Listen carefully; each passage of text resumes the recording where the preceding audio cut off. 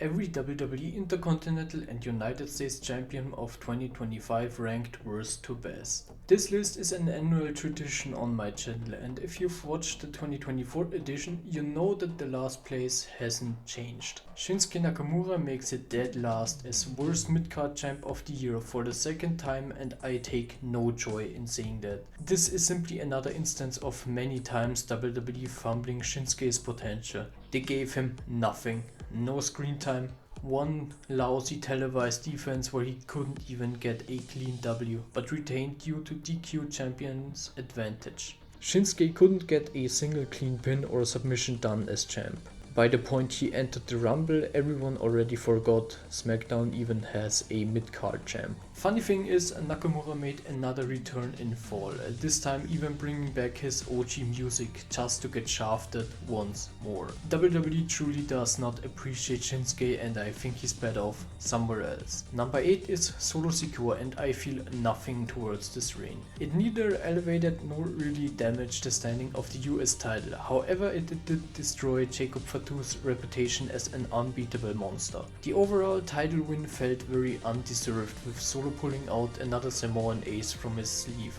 One chokeslam and a Samoan spike, which still is a stupid finisher by the way, and Jacob's momentum was gone. Sacrificed to put over Talatonga, who immediately got lost in the shuffle that is SmackDown's many factions. Solo defended twice before dropping the belt, once against Jimmy Uso, who he couldn't beat properly and had to resort to a roll-up, and Jacob Fatu in a contrived steel cage match. The man who beat Solo for the gold will be discussed much later. Suffering the biggest downfall yet, LA Knight. Last year's number 1 only manages to snag the number 7 spot. I don't think I can describe LA Knight's second reign with the American title anything other than transitionary. 2025 overall was a rough year for Knight. He scored the US title just so Jacob Fatu could win the title of a face wrestler at WrestleMania. That WrestleMania match was pretty good with a crazy moonsault counter into a BFD, so at least things ended with a bang. I'm probably placing John Cena's Intercontinental title reign much higher than it deserves. It lasted all of 3 appearances. The first where he won it, the second a inconsequential tag team match, and the third where he lost it. Yet just listen to this. I don't ask you to think, just listen. For the win! I've said it so many times, crowds make wrestling fun. If crowds are this electric, it's just awesome. I can't really look at quality when I witness something like this. And hey, that tag match was pretty cool with Sheamus and Rey Mysterio joining up with the greatest of all time. That 15 knuckle shuffle, it all was very heartwarming. And the title loss was equally heartbreaking. Alright, number 5, Jacob Fatu. 2025 when Jacob Fatu really popped off. Maybe he even would have made it to WWE Champion were it not for pesky injuries. The United States title win at Mania was great. Jacob is a credible destroyer, losing to him is no shame. Crowds loved the guy to the point they chanted along with "I love you Solo", even though they booed Solo Sikoa every chance they got. What's holding this reign back from being placed much higher is that they didn't present Jacob as a fighting champ he absolutely should have been.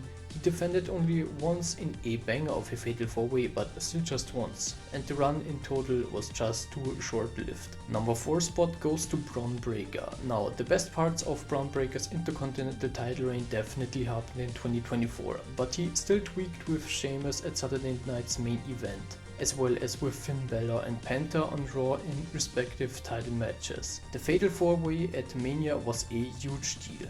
The belt was dropped to the right guy in the end, and let's not forget the iconic Dynamite promo Bron cut at the kickoff show before WrestleMania. Good stuff. Bronze medal goes to Ilja Dragunov, who made a surprise return in October to beat Sami Zayn in an open challenge. He then went on to do great things with the red, white and blue belt. Every week he came out and had a great match with whoever stepped up to an ass whooping. Fighting champ, respects the title, shows up regularly, has fire matches. What possibly could I criticize here? Well, Ilja never really managed to get himself over with average WWE crowds, and they remained fairly silent during his matches. Interesting case of management treating the wrestler with respect, but the general audience isn't. That's something you don't see every day. Runner up is Dominik Mysterio, who created his own WrestleMania moment when he emerged victorious of a balanced fatal 4-way against Bron Breakker, Penta and Judgment Day stablemate Finn Balor, who he ended up pinning. Dominik Mysterio brought back the vibes of one particular man we all are missing dearly. Dominik's supposed father, Latino Heat, Eddie Guerrero. Creativity got turned up to the maximum. Every defense brought a new unique method of cheating to the table. Dirty Dom even captured another championship in the AAA Mega Championship. He just walked around like he's the biggest badass Madakanaka. Losing the championship to Cena for a moment takes a few points off, but for second place more than enough. Before revealing number 1, if you're wondering where is Carmelo Hayes, the title win happened so close to the end of the year that I practically have nothing to base my ranking on. If you follow my channel, you could see this one coming a mile away. Number 1 is Sami Zayn's US Open Challenge run. Very short but very sweet. Banger after banger against the best the SmackDown and NXT roster has to offer. I comprehensively laid out everything that makes this reign an instant classic in this dedicated video you can check out after this one. But I haven't forgotten that the women have Midcard championships as well, so number 6, Zelina Vega. Don't get me wrong, Zelina definitely deserved to be a champion, but they went about it all wrong. They did nothing to get her over with the crowds, and the little goodwill she had with the crowds was completely snuffed out when she got a new Death Rebel theme that sounded as soulless as it gets.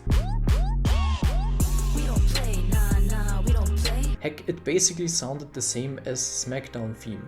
Adding to that is that Zelina seemingly cracked underneath the pressure as her in-ring work got really sloppy, and she broke Chelsea Green's nose with a botched 619 and almost permanently injured her with a dangerous code red from Turnbuckle. Number 5 is Giulia, and I have no idea what to say here. She won and lost the title unspectacularly. She was constantly overshadowed by her manager Kiana James, zero standout moments. I don't even blame her. WWE treated the women's US title like an afterthought. Similar with Lyra Valkyria, just with the IC title. She won the championship and defended it every now and then, but wasn't allowed to cut a single promo. The new belt immediately cooled off. I do have to give Lyra credit. She did put in work and eventually saved the championship with the help of Becky Lynch. Even though I'm still pissed that she had to go over Dakota Kai, who got fired shortly after.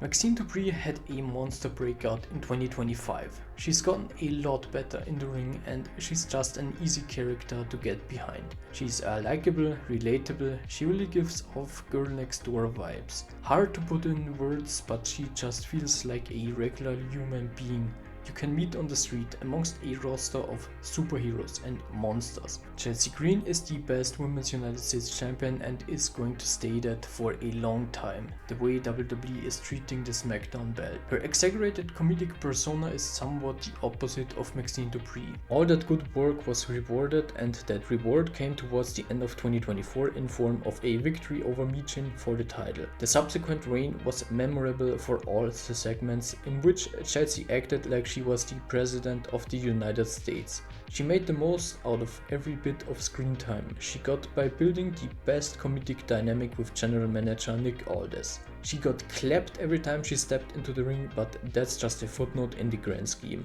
When Becky Lynch turned on Lyra Valkyria Raw after WrestleMania 41, this was the exact moment I knew the Women's Intercontinental Championship was about to receive the boost of a lifetime. And I was right. The title started showing up at premium live events. That SummerSlam street fight was solid. Teaming up with World Heavyweight Champion and husband Seth Rollins was a good idea. Becky's star power not only rubbed off on the belt, but also on Lyra Valkyria, who finally got the chance to improve her mic skills. She truly was the savior that was desperately needed at the time. But that's just my take. What is yours? Let me know in the comments. You've been watching WWE. The best things in wrestling.